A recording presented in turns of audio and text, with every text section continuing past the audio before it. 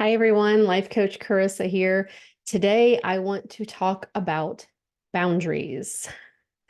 Okay, boundaries are more than just lines on a map, right? They're absolutely crucial for maintaining healthy relationships and self-respect. We often think of boundaries as our personal space, right? Like, this is my home, and you can't just walk into my home. And this is my property line, and you aren't supposed to cross into my property without permission. And when looking at boundaries from an emotional perspective, it can be a bit misunderstood. There are, various misconceptions that cloud our understanding of what a boundary could be. I know when I bring up boundaries to a lot of my individuals I work with, I think there is a different understanding of what those are. So I want to really get clear today about how boundaries work, what they are, and why you should really maybe consider incorporating them into your life and your relationships. So I really want to clear up that mystery around emotional boundaries and explore how, really powerful they can be. So let's start with what is an emotional boundary. Well, envision that this is an invisible line we draw around ourselves, right? They're not about controlling others. They're about defining our own space, just like our property boundaries. Picture it like this. You've got your side of the fence and I've got mine. But the really cool part is that boundaries actually bring us closer to people. When we set healthy boundaries, we're taking responsibility for ourselves, which builds stronger connections. And on the flip side, weak boundaries can lead to emotional chaos and distance in relationships. And, doesn't this sound like something you might want to do now? I really hope so because it can be so life changing. So let's talk about when you may want to set a boundary and how you would go about doing that. Setting boundaries is crucial for maintaining your emotional and mental well-being. It's about defining your personal space and what's acceptable behavior in your interactions with others. Just like you have clear boundaries around your physical home, you need to establish clear boundaries around your emotions and relationships. I mean, imagine your emotional space as your backyard. When someone crosses, a boundary, it's like they've stepped into your yard without permission. So, for example, if someone raises their voice at you, it's a clear violation of your emotional boundary, perhaps, right? But here's the key. You only need to communicate your boundaries when they're crossed. It's not about walking around with this list of rules.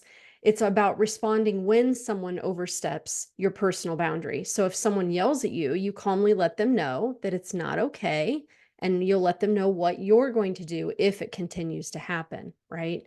So there are two parts to setting a boundary: the request and the consequence. First, you ask the person to stop the behavior that's bothering you, and then you explain the consequence if they don't respect your boundary. It's about taking control of your emotional space and protecting yourself.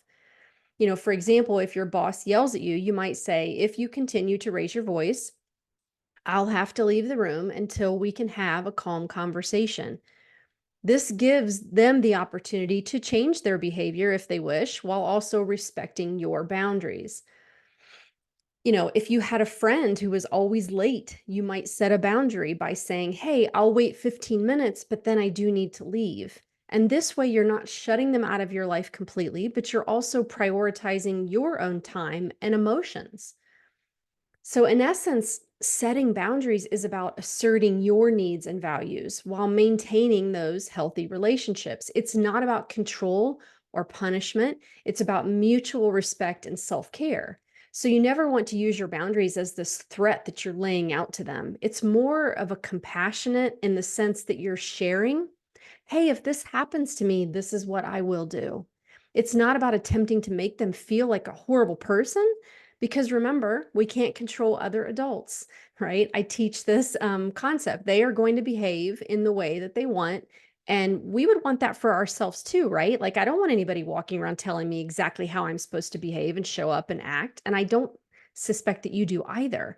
So, boundary issues can sometimes be mistaken for requests or desires for changing another person's behavior, right? It's important to recognize when your happiness is dependent upon others fulfilling your request, because that can lead to problems.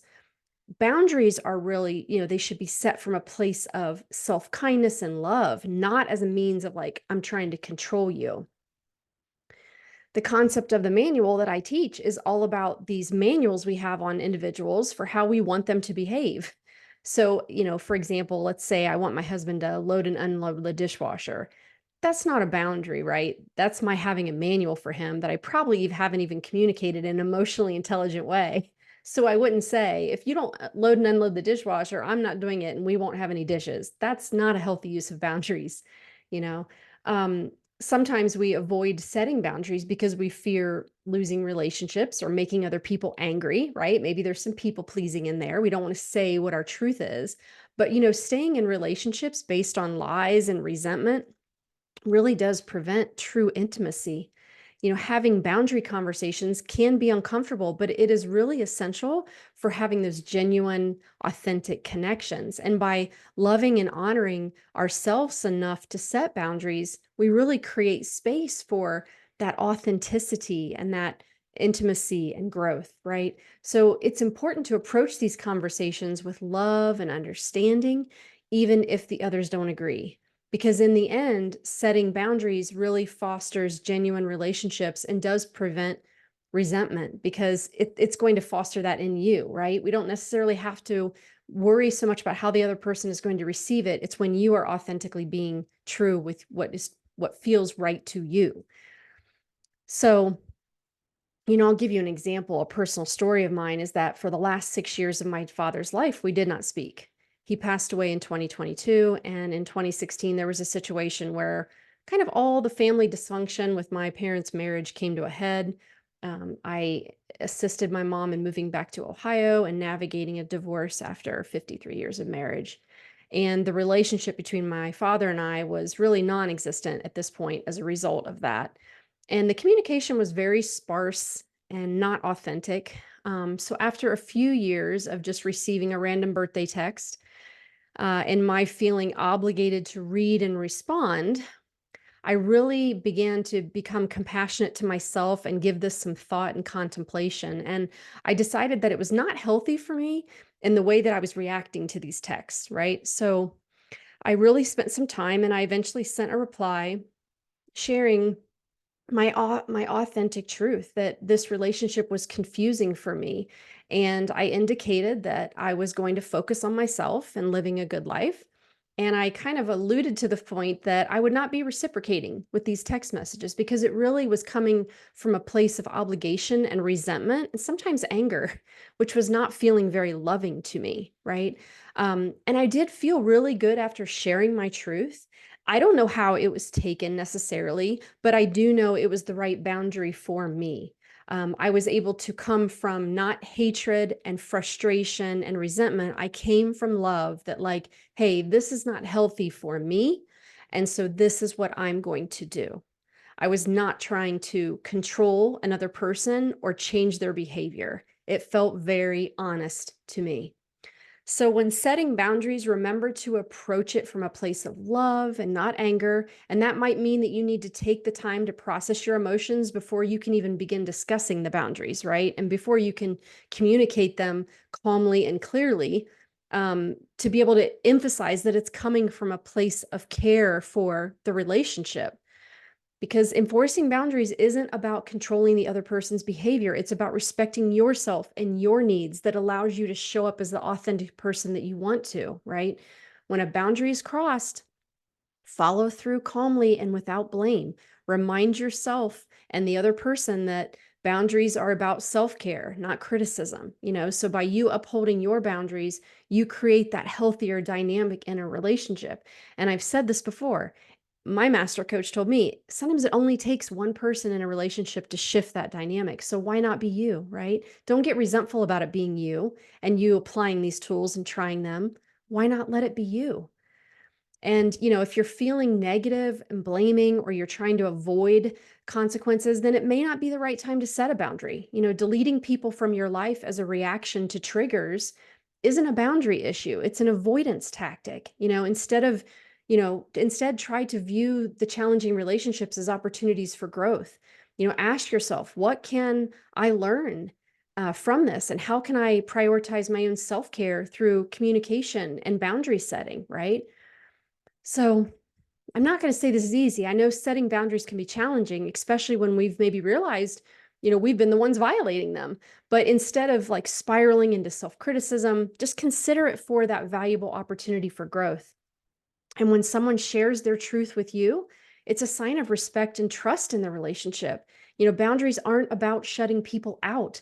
They're about protecting these important spaces. So by honoring yourself and being truthful, you pave the way for that deeper intimacy and peace in your life, right? It's for you. So, having said all that, I want you to think about these specific questions that you could maybe journal on to kind of help you move forward with where you think boundaries could fit in your life, could benefit you, right? Could benefit your relationships. So, first thing is, what is the boundary violation that you're thinking about? Who's that boundary violation with? What does it look like? What is the boundary that you're thinking that you might want to set? What is the request, right? So it's like, if you, and then what's the consequences? Then I will. So if you blank, then I will blank. And then really digging deeper about what are your fears, if anything, around establishing that boundary, right? Like, what are you worried about? Because if you can't get yourself into a comfortable place, we're probably not going to be able to explain that boundary in a very healthy, emotionally managed way, right? So, think about the fears that are bothering you around setting a boundary, and then really get clear on what are the benefits of you establishing this boundary, right? So have both sides of that, the pros and cons list, if you will, and then really get clear on how you plan to maybe set this boundary. And then how will you ensure that your boundary is honored? What will you do when it's not? Because that's the hard part, right? Sometimes, right? We don't have to communicate the boundary ahead of time. We have to be able to communicate it when it's happening. And so if we go with what our primitive brain will give us, we could feel some discomfort, and it will kind of unsettle us from following through on what we want. So by running through this stuff ahead of time in a safe place, in your journal, in your thoughts coming out of your brain, you can really start to frame what this would look like and really work on it so that when that comes up, you feel more prepared. You feel ready to have this conversation. So really take your time and think about those questions. A lot of our relationship problems come up because we are responding so quickly without reflecting and taking some time to get clear on how we're seeing something. And it really could save us a lot of pain and discomfort in our relationships. So remember, boundaries are bridges. They're not barriers. They connect us to others while we safeguard our own well-being. So reflect on your boundaries. Are they clear? Are they consistent? Remember, setting your boundaries isn't selfish. It's an act of love for both yourself and others. And I really encourage you to think about this more deeply and, consider doing this in your life and see what it brings in your relationships, right? Does it make them better? Is it making them worse? I can't imagine that it would if you take your time and go through those steps and really show up as the authentic person that you are.